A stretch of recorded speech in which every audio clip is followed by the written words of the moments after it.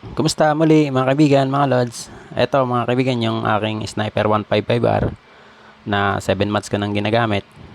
Hanggang ngayon, wala pa akong binabago, wala pa akong in-upgrade kasi wala pa akong pambili ng pang-upgrade. Kaya stock lang muna lahat.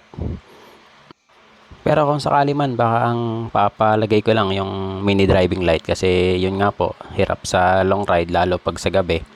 Tapos yung shifter siguro, yan ang papabago ko. Yan lang naman ang halos gusto kong baguhin dito kasi overall naman talagang napakaganda nitong Sniper 155. Talagang sulit para sa akin tong motor na to. Kailangan talaga mga kaibigan, lahat ng ating gamit, itong motor, kailangan alagaan lang natin. Lahat naman ng gamit, pag iniingatan talagang tumatagal. Lalo yung ating dawan, tumatagal talaga siya. Kapag iniingatan at inaalagaan natin mga lods. Kaya kailangan ingatan natin sila, alagaan para di tayo iwanan. Etong aking sniper mga lods mga kaibigan, talagang inaalagaan ko to. Kasi talagang kahit konting ano lang to, dumi, talagang nililinisan ko na siya. Tapos alaga lang to sa chainsaw oil, sa talagang pinapalitan ko agad ng filter para sigurado na maganda yung takbo pa rin ng makina. Tatlong beses ko na to nagamit pa uwi ng Bicol, balikan. Halos kulang-kulang 1,000, 1,000 kilometers ang balikan natin mula Manila to Bicol, Bicol to Manila. Kaya talagang sulit na sulit talaga yung motor na gamitin to mga lods. Tapos pagdating sa Bicol, ginagamit ko pa to na mamasyal doon. Kaya talagang sobrang sulit yung Yamaha Sniper na to mga lods sa long ride. Una nga po sa listahan ng okay pa rin at gumagana pa rin itong ating remote. Ingatan lang talaga natin na wag mabasa yung ating remote kasi talagang mahirap pag nabasa. Iisa lang naman to mga lods, wala naman tong ibinigay na iba pa yung dealer. Ewan ko lang kung meron pang iba, pero para sa akin isa lang talaga eh. Kaya sulit na sulit pa rin mga lods. Sa loob ng 7 months itong keyless niya talagang gumagana pa rin naman. Tapos yung vibrate niya nung una katulad pa rin ngayon, medyo di pa naman nagbago. Halos konti lang naman yung nararamdaman kong vibration katulad pa rin nung dati. Yung charger niya mga kaibigan, mga lods, ganun pa rin, gumagana pa rin. Talagang sulit na sulit pag nalolobat kayo sa long rides. Tapos yung lights niya o lights working naman, talagang wala pa rin naging diferensya sa lahat ng ilaw. Kahit na dito ginagamit ko sa ganitong kalayo. Tapos ganun pa rin, matipid pa rin sa gas. Kung ilang kilometro, 50 kilometers per 1 liter pa rin halos yung tipid niya sa gas mga kaibigan, mga lods. Malakas pa rin ang hatak niya, ganun pa rin yung takbuhan. Talagang di pa rin ako nabibitin sa takbuhan mga kaibigan, mga lods. Talagang sulit na sulit pa rin yung takbuhan niya sa ganito kalayo na biyahe. Yung mga brake pad niya mga kaibigan, talagang okay na okay pa. Di pa rin ako nagpapalit kahit ilang beses na ako umuwi dito sa Bicol, tapos ginagamit ko pa siya sa trabaho. Talagang okay na okay pa rin, makapal pa rin yung brake pad niya. Sunod naman mga kaibigan, yung post button starter natin, talagang responsive starter pa rin siya, hindi pa rin nagbabago, talagang napakalakas pa rin, talagang okay na okay pa rin mga lods. Yung mga gulong niya mga kaibigan, talagang okay na okay pa rin, makapal pa rin. Tapos yung suspension niya, okay na okay pa rin, smooth na smooth pa rin naman. Tapos yung tensioner niya, okay na okay pa rin sa akin mga lods. Yung tunog ng makina di pa rin maingay, talagang ganun pa rin yung tunog niya mga kaibigan, mga lods. Basta alaga lang natin talaga sa langis, sa chains oil, talagang tatagal yung buhay ng makina natin mga lods.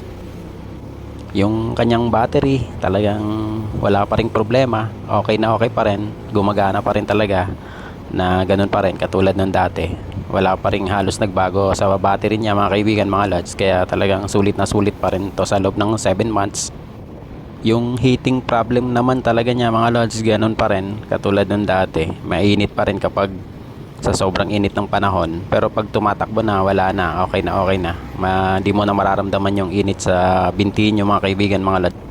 Yung kanyang clutch cable, okay na okay pa rin, di pa rin ako nagpapalit. Talagang sobe pa rin yung pag clutch natin mga kaibigan. Tapos yung digital odo, yung odometer natin, okay na okay pa rin. Sobrang gumagana pa rin. Wala pa rin nagiging problema mga lods mga kaibigan.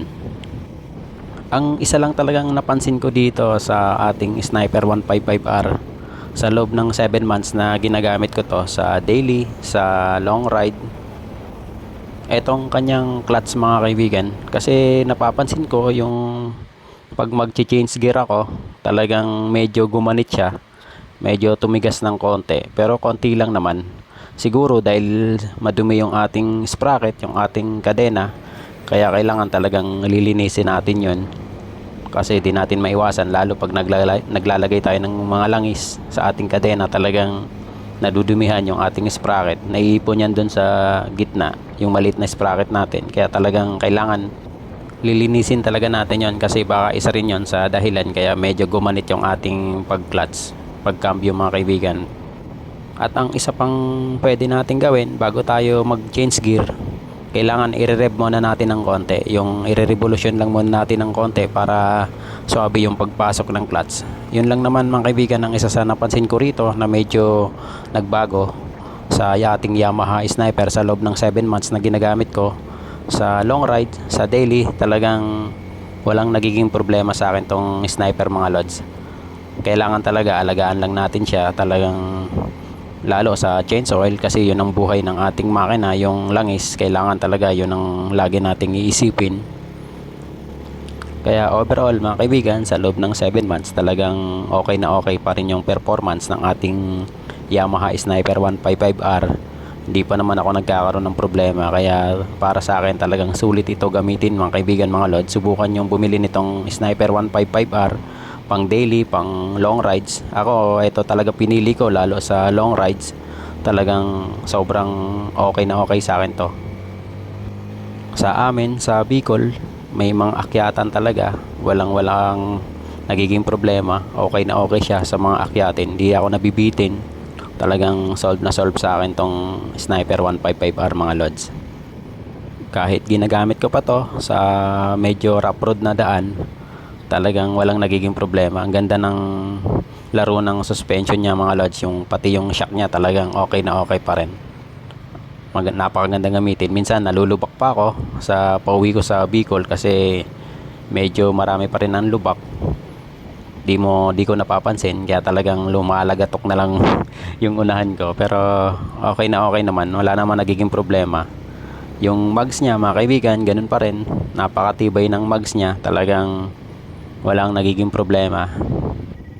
Ang forma talaga ng ating Yamaha Sniper, kahit na pagdating sa stoplight talagang walang kahit isa na dililingon titingin sa ating Sniper mga lods.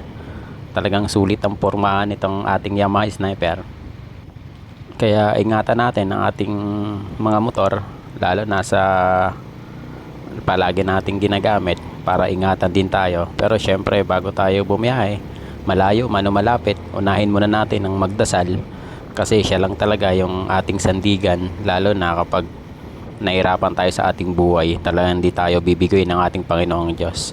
Magdasal pagkatapos at bago bumiyahe, isipin na may naghihintay sa atin sa ating pagbalik, sa ating pag-uwi. Isipin din natin na isa lang ang ating buhay, napakasarap mabuhay, napakasarap mag-rides. Kaya kailangan disiplina sa ating mga rider, na talagang mag-iingat tayo. Okay po mga kaibigan, yun lang po ang aking review, ang aking pong pansariling review dito sa ating Yamaha Sniper sa loob na ginagamit ko sa 7 months.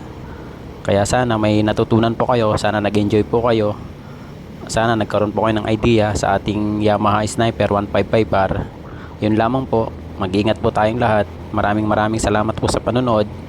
Sana paki-like and share naman po kung may natutunan po kayo. God bless po sa ating lahat. Ingat. Salamat.